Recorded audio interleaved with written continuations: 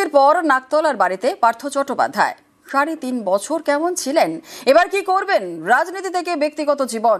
News 18 বাংলায় অকপট রাজ্যের প্রাক্তন শিক্ষামন্ত্রী। প্রায় দীর্ঘ ৩.৫ বছরের আইনি লড়াই, তারপরে শেষমেশ নাকতলার বাড়িতে পার্থ চট্টোপাধ্যায় সেই পুরনো মেজাজে তার জায়গায় তিনি বসে রয়েছেন। তবে পার্থদা, আপনি যেদিন এই বাড়ি থেকে গেলেন আর গতকাল যখন ফিরলেন, অনেক কিছু পাল্টেছে, দলটাও পাল্টেছে অনেকটা। আপনার রং করতে হবে তো আবার। একটাই জিনিস দেখছি, তোমরা দেখছো না বাড়ি আর এ বাড়ি সে বাড়ি নেই, এটা তো দেখছি, এটা তো পরিবর্তন করতে হবে। বাড়ির রং কি মানে দলীয় রঙের মতো কিছু পরিবর্তনের ব্যাপার আছে? একটু হোয়াইট ওয়াশ করতে হবে। যে দলটাকে একদম হাতে ধরে তৈরি করেছিলেন, সেই দলটা এখন যে জায়গায় দাঁড়িয়ে আছে, এখনো বেশ কিছু গুরুত্বপূর্ণ ইস্যু নিয়ে দল লড়াই করছে, সেই জায়গাতে দাঁড়িয়ে সেই দলের সঙ্গে এখন কোনো কথা হয়েছে? কি করে কথা হবে? ৩.৫ বছর ধরে তো আমার নিজে বাঁচার লড়াই, আমি আইনি লড়াই করছি।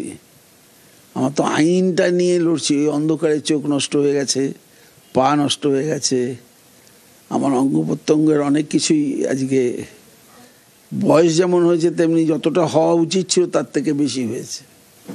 সেটা নিয়েই ব্যস্ত ছিলাম। আমি তো ৩ বছর পত্রিকা পড়িনি, টিভি দেখিনি।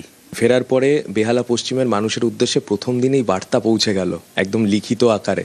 তাদের কাছে আপনি দায়বদ্ধ বলে কি? নিশ্চয়ই আমি তাদের কাছে দায়বদ্ধ। ১০০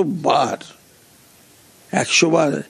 ওরা সাসপেন্ড করবে কবে, ওরা বহিষ্কার করবে কবে? ওরা তো করেনি কিছু। একটা বেহালা লোক কি মিডিয়াতে এসে দাঁড়িয়ে বলেছে? আপনি একটা সময়, যে সময় বিরোধী দলনেতা ছিলেন, অত্যন্ত কঠিন লড়াই ছিল অবশ্যই, বামেদের সঙ্গে একেবারে পুরোদমে সংঘর্ষ ছিল। সেই সময়ের লড়াইটা বেশি কঠিন ছিল না আজকে যে আপনি পার্থ চট্টোপাধ্যায় ফিরে এসে আবার রাজনৈতিক ময়দানে নামবেন ভাবছেন, সেই লড়াইটা বেশি কঠিন হবে মনে করছেন? দুটোই কঠিন। ওইটা আরো কঠিন ছিল, তার কারণ আমি জানতাম না আমার গন্তব্যস্থল কি হবে। আর এটা আরো কঠিন এই কারণে আমি জানতাম আমি গন্তব্যস্থলে পৌঁছে এই ক্রমাগত ৩.৫ বছর আমার বক্তব্য না শুনে একতরফাভাবে বক্তব্য শোনাতে তারা প্রভাবিত হতে পারে। সে প্রভাব খাটানোটা তো অনেক কঠিন। সেই কঠিন কাজটাই হাতে নেব।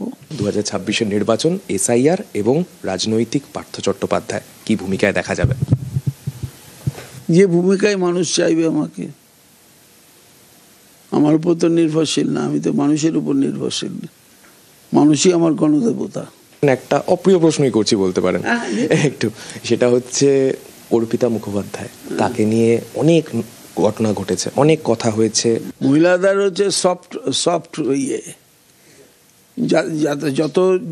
যত কিছু ঘটে মহিলাদের নিয়ে, মহিলাদের উপর আক্রমণ করা যায়, মহিলারা কথা বলতে পারে না, মহিলাদের লজ্জাবোধ আছে, মহিলাদের সম্ভ্রম আছে, শুধু তাদের অ্যাটাক করো। সেই বন্ধুত্ব নিয়ে যখন এগুলো চলেছে, সেইটাকে নিয়ে আজকে আপনি কিছু বলবেন? মানে সেই বন্ধুত্ব, আই স্ট্রংলি স্ট্যান্ড বিহাইন্ড হার। অসুবিধা কি আছে? এখনো পাশে দাঁড়াবেন বলছেন? এখনো না, আমি ছিলাম, আমি পাশে দাঁড়াবোই। পার্থ চট্টোপাধ্যায়কে আবারও সেই পুরনো আমেজে রাজনৈতিক ময়দানে দেখা যাবে কিনা, সেই জন্য আমাদের প্রত্যেকেরই অপেক্ষা থাকবে। ক্যামেরায় রাজীব কুমার সিং এর সঙ্গে সান্নিক ঘোষ, নিউজ 18 বাংলা, কলকাতা।